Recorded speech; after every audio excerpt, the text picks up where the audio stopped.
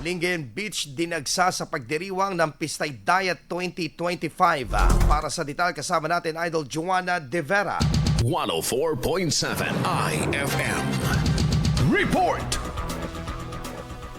Dinagsa ng mga beachgoers ang Lingayen Beach bunsod ng selebrasyon ng Pistay Dayat kahapon. Kanya-kanyang dala ng mga tent, sapin at upuan ang mga bumisita at naghanap ng pwesto para maligo sa dagat. Nakaantabay naman ang grupo ng lifeguards at Pangasinan PDRRMO para tiyakin ang kaligtasan ng mga beachgoers habang naliligo sa dagat. Patuloy rin na nagbigay abiso ang mga naglilinis sa paligid ng Lingayen baywalk sa publiko na ugaliin na linisin ang lugar na pinaglagian bago umalis upang maiwasan na magkalat ang mga basura sa dagat. Samantala, ilang micro, small, medium enterprises o MSMEs ang pumesto na sa Lingayen Capitol kung saan ibinibida ng mga ito ang produkto ng Pangasinan. Kasama mula rito sa IFM Dagupan, ito si Idol Joanna De Vera, Tatak IFM.